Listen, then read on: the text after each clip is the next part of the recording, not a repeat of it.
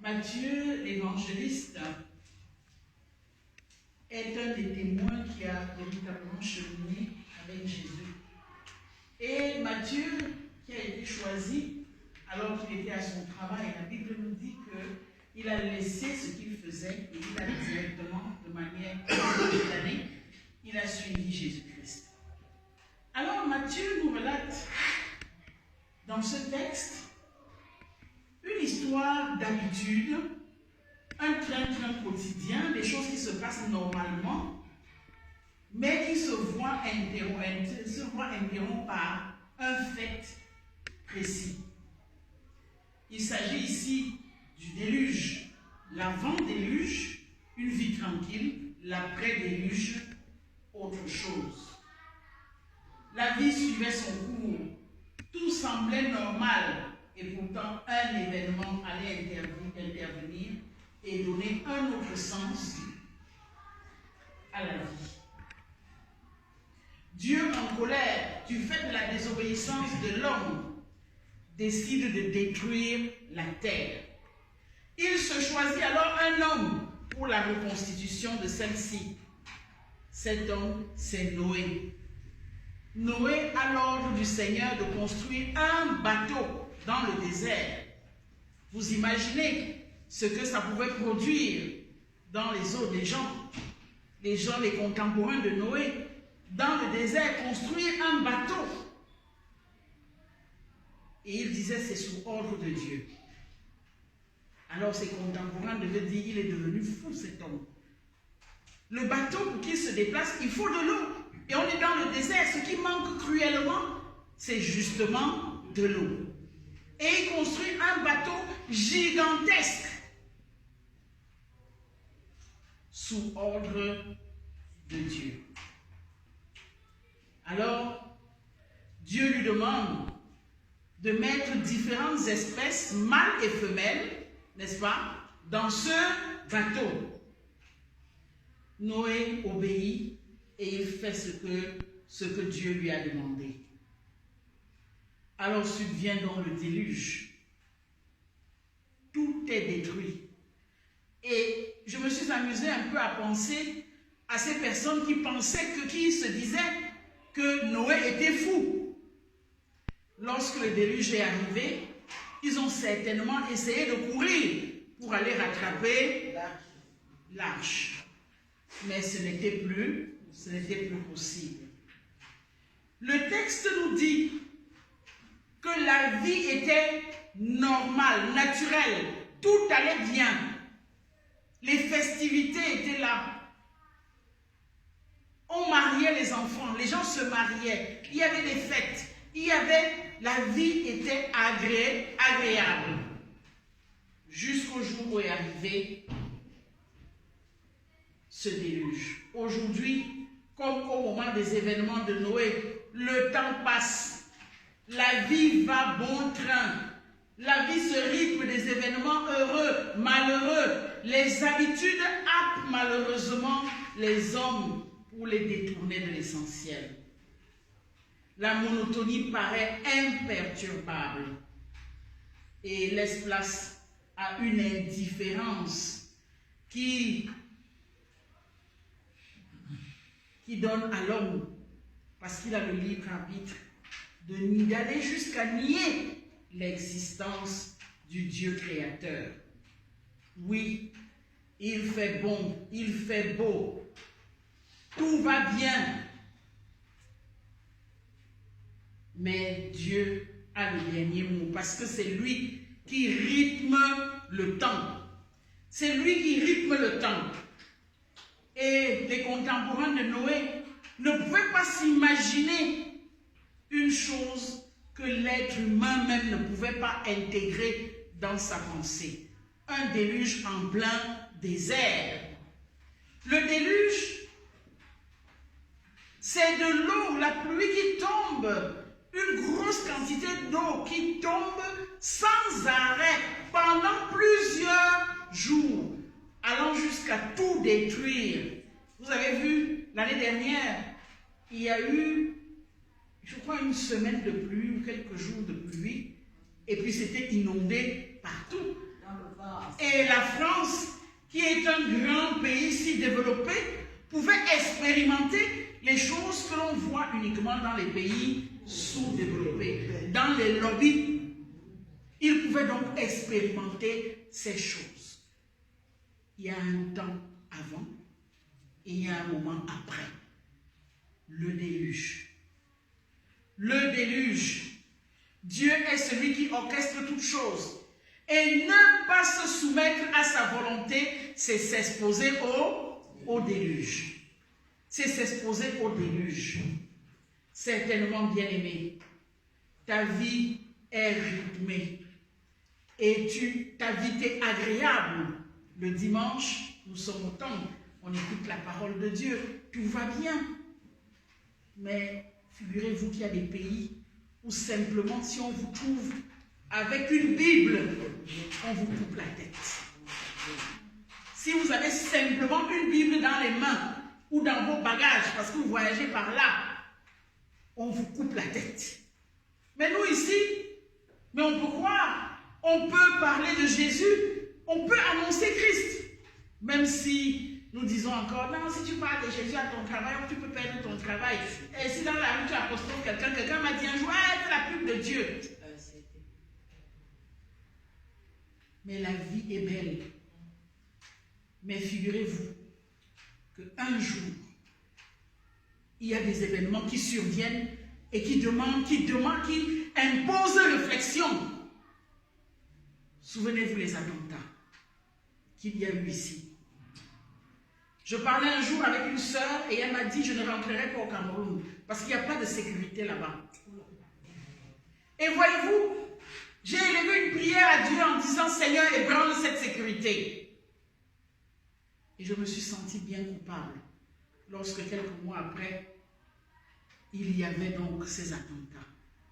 Parfois, Dieu est obligé d'aller très loin pour nous secouer par les déluges, pour que nous comprenions que c'est lui qui a le dernier mot. C'est lui qui décide de tout. C'est lui qui nous donne la vie. C'est lui qui entretient cette vie. Le déluge bien-aimé. Le déluge arrive par la désobéissance. Les secousses que nous avons dans nos vies sont souvent le fruit de notre désobéissance à Dieu. Alors que Dieu nous a par sa vie, par le don de sa vie, il nous a donné une identité. Une identité. Nous sommes chrétiens. Chrétiens, j'ai souvent l'habitude de m'amuser en disant, quand on ne sait pas qu'on est chrétien, on est un crétin. Parce qu'un chrétien, c'est une belle identité. Il n'y a pas d'identité au-dessus de l'enfant de Dieu. Il n'y a pas d'identité au-dessus de celle-là. Parce que lorsque Dieu fait de toi son enfant, il dit lui-même, si quelqu'un est en Christ, il est une nouvelle créature. Les choses anciennes sont passées et voici toutes choses sont devenues nouvelles. Donc, un chrétien revêt une nouvelle identité. Et Dieu dit, tu es le sel de la terre et la lumière du monde. Mais est-ce que c'est toi qui donnes la saveur au monde ou est-ce que tu suis la saveur que Satan veut donner au monde? Si Dieu a dit que tu es le sel de la terre, ce n'est pas pour que tu ailles te morfondre chez toi ou te vanter ou je ne sais pas quoi, mais c'est pour que tu apportes la saveur autour de toi. La saveur de la vie. C'est pour que lorsque les gens se disputent et que tu arrives, on sent que la paix est arrivée. Pourquoi? Parce que tu transportes Christ en toi. Tu as Christ. Et donc quand tu arrives, la paix arrive. Les choses qui sont trop hautes et trop chaudes, qui brûlent, qui apportent des discussions, ne t'intéressent pas. Ce qui t'intéresse, c'est que les frères soient en paix. c'est que les frères s'aiment les uns les autres. Bien-aimé, Dieu dit que tu es la lumière du monde. Lumière du monde. Mais nous marchons dans les ténèbres et notre lumière ne brille plus, tellement nos ténèbres sont grandes. Le déluge. Les déluges arrivent par la désobéissance. Du temps de Noé, ils l'ont expérimenté. Mais aujourd'hui encore, nous l'expérimentons. Souvenez-vous du tsunami. Dieu qui crée ses enfants, comment va-t-il faire une rafale qui va traverser les continents pour tuer ses enfants? Cela arrive pour que nous... Vous savez, quand on dit, tu tressailles un peu là pour dire, mais qu'est-ce qui se passe? Dieu le fait pour que nous nous réveillions. Et aujourd'hui, la parole de Dieu nous dit que ce temps-là, le temps de l'arrivée de Dieu, le temps de la descente de Christ, pour venir faire le tri, parce que le texte nous dit que 2 personnes seront en train de travailler dans un champ, un sera pris, l'autre sera laissé. Celui qui aura cheminé selon la volonté de Dieu, marchant en se battant pour faire la volonté de Dieu, pour faire de sa vie un délice pour Dieu, il sera pris pour être emporté dans la félicité céleste, au banquet des cieux avec le Maître lui-même. Mais celui qui aura frappé sa poitrine toute sa vie en disant, c'est nous qui décidons, c'est nous qui commandons, tant il est rempli d'orgueil, oui, il sera laissé. L'un sera pris et l'autre sera laissé. Quelle est ta position, bien-aimé? Dieu a dit que tu es le sel de la terre. Est-ce que dans ta famille, tu apportes cette saveur? Est-ce que à ton travail, tu es cette saveur? Le sel, voyez-vous, le sel a beaucoup de vertus. Le sel donne du goût. Le sel conserve, n'est-ce pas? Le sel permet même de désinfecter. Vous voyez, il donne du goût là où il n'y en a pas. Là où c'est fade, le sel relève. Il donne du goût. Là où il faut garder pour pouvoir avoir pour demain, le sel intervient encore et permet des lendemains meilleurs. Le sel, là où il y a les microbes, le sel peut enlever, peut désinfecter. Donc si Dieu a dit que tu es le sel de la terre, c'est pour dire que là où il n'y a pas de goût, tu apportes le goût. N'est-ce pas? Là où c'est pourri, tu désinfectes.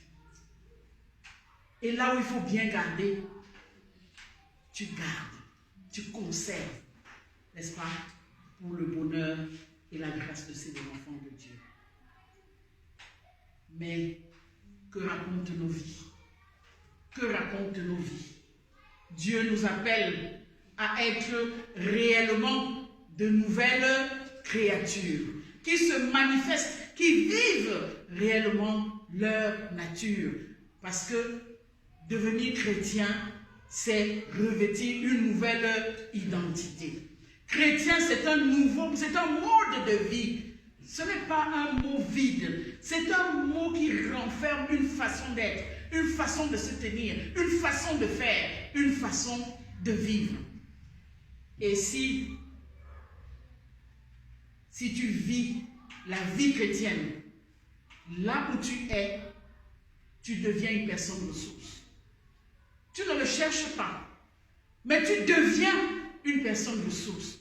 Parce que les gens constatent que celui-ci apporte la paix. Lorsqu'il est là, les choses qui sont bonnes restent, elles demeurent. Lorsqu'il est là, ce qui est mauvais ne peut tenir. Voilà l'identité, bien-aimée, que Dieu nous a donnée. Une identité qui doit se révéler. Une identité que vous devez laisser Christ vivre sa vie en chacun de nous. Vous devez laisser Christ vivre sa vie en vous. Mais nous préférons étouffer la vie de Christ pour laisser se manifester une vie qui fait honte à Jésus-Christ. Je prie que le Seigneur nous aide afin que nous soyons de véritables enfants de Dieu qui portent au loin la flamme de l'évangile. Qu'il fasse de toi ce canal de vie, ce canal de paix, ce canal d'amour. Que sa vie se voit en toi. Car Dieu dit que nous sommes une lettre écrite de Christ. Nous sommes une lettre écrite de Christ. Et que Dieu permette que ta vie soit une lettre écrite pour la gloire du Seigneur. Amen. Amen. Veuillez nous lever et confessons la foi chrétienne. Je crois en Dieu, le Père Tout-Puissant, Créateur du ciel et de la terre. Je crois en Jésus-Christ, son Fils unique, notre Seigneur, qui a été conçu du Saint-Esprit et qui est né de la Vierge Marie. Il a souffert sous Ponce Pilate, il a été crucifié, il est mort, il a été enseveli, il est descendu aux enfers. Le troisième jour, il est ressuscité des morts, il est monté au ciel. Il siège à la droite de Dieu, le Père Tout-Puissant. Il reviendra de là pour juger les vivants et les morts. Je crois au Saint-Esprit, je crois à la Sainte Église universelle, la communion des saints, la rémission des péchés, la résurrection de la chair et à la vie éternelle.